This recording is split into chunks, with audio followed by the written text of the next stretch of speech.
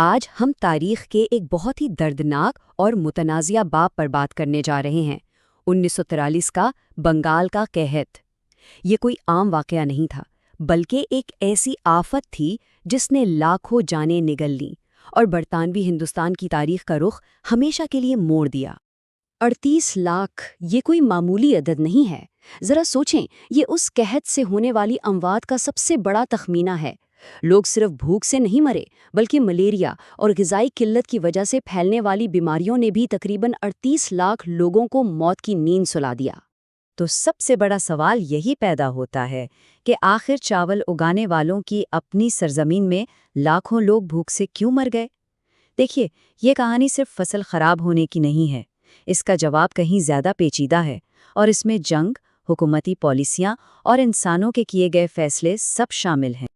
اچھا، اس پوری تباہی کو سمجھنے کے لیے ہمیں تھوڑا پیچھے جانا ہوگا، قحط سے بھی پہلے کے حالات میں۔ سچ تو یہ ہے کہ بنگال کی حالت اس وقت پہلے ہی بہت نازک تھی۔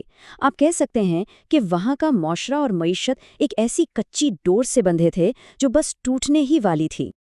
دیکھیے، یہ قحط کوئی اچانک آنے والی آفت نہیں تھی، اس کی بنیاد تو کئی دہائیوں سے رکھی جا رہی تھی۔ ایک طرف آبادی تیزی سے بڑھ رہی تھی، لیکن دوسری طرف کھیتوں سے اتنی ہی فصل نکل رہی تھی جتنی پہلے۔ گاؤں کے لوگ قرضوں میں ڈوبے ہوئے تھے اور لاکھوں مزدور ایسے تھے جن کے پاس اپنی زمین کا ایک ٹکڑا تک نہیں تھا۔ ان کے پاس کوئی بچت، کوئی سہارا نہیں تھا۔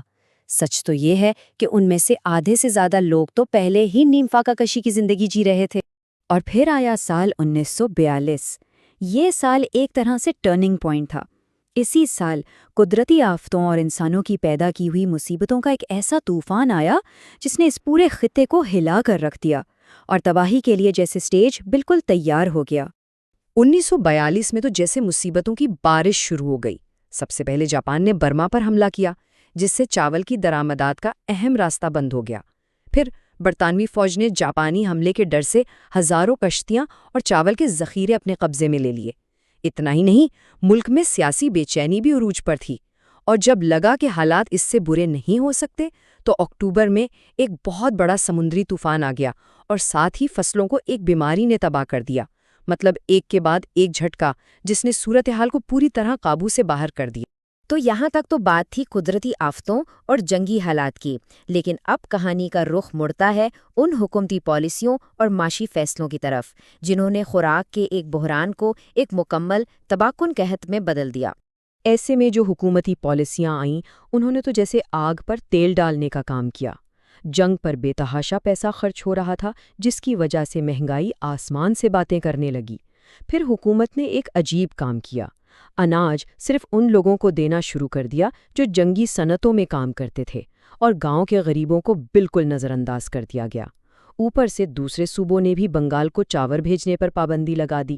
قیمتوں کو قابو کرنے کی جو کوششیں ہوئیں وہ بھی ناکام رہیں، اور اس سے بلیک مارکیٹ اور ذخیرہ اندوزی کو ایسا فروغ ملا کہ غریب آدمی کے لیے تو روٹی کا ایک نوالہ خریدنا بھی ناممکن ہو گیا۔ اور شاید اس پورے المیے کا سب سے متنازع پہلو برطانوی حکومت کا اپنا کردار تھا۔ اس وقت کے وائس رائے لارڈ ویول بار بار مدد مانگتے رہے، لیکن ونسٹن چرچل کی جنگی کابینہ نے جہازوں کی کمی کا بہانہ بنا کر بنگال کے لیے خوراک کی درآمد کی ہر درخواست کو مسترد کر دیا۔ ویول نے مایوس ہو کر کہا تھا کہ ہماری ساکھ کو جو نقصان پہنچا ہے وہ ناقابل تلافی ہے۔ یہ ایک ایسا فیصلہ تھا جس کے نتائج بہت ہی بھیانک نکلے۔ اچھا، اب آتے ہیں اس بڑی بحث پر جو آج تک جاری ہے کہ آخر اس قحط کی اصل وجہ تھی کیا؟ کیا واقعی کھانے کی کمی ہو گئی تھی، یا پھر کھانا تو تھا لیکن غریبوں تک پہنچ نہیں پا رہا تھا؟ یہ بحث بنیادی طور پر دو نظریات کے ارد گرد گھومتی ہے۔ ایک نظریہ یہ ہے کہ طوفان اور فصل کی بیماری کی وجہ سے چاول کی پیداوار میں واقعی بہت بڑی کمی آ گئی تھی، یعنی کھانے کو تھا ہی نہیں۔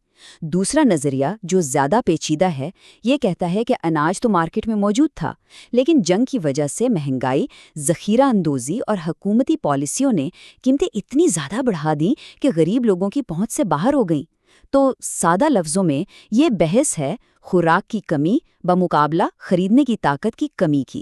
اور اسی بحث میں نوبل انعام یافتہ ماہر معاشیات امرتیہ سین ایک بہت اہم نکتہ سامنے لائے۔ انہوں نے اپنے تجزیے میں بتایا کہ 1943 میں چاول کی سپلائی پچھلے کئی سالوں کی اوسط سے بہت زیادہ کم نہیں تھی، بلکہ 1941 سے تو زیادہ ہی تھیں، اور 1941 میں تو کوئی قحط نہیں آیا تھا۔ ان کے مطابق اصل مسئلہ خوراک کی کمی کا نہیں بلکہ معاشی اور پالیسی کی ناکامیوں کا تھا، جس نے ساری ذمہ داری قدرتی آفتوں سے ہٹا کر انسانوں کے فیصلوں پر ڈال دی۔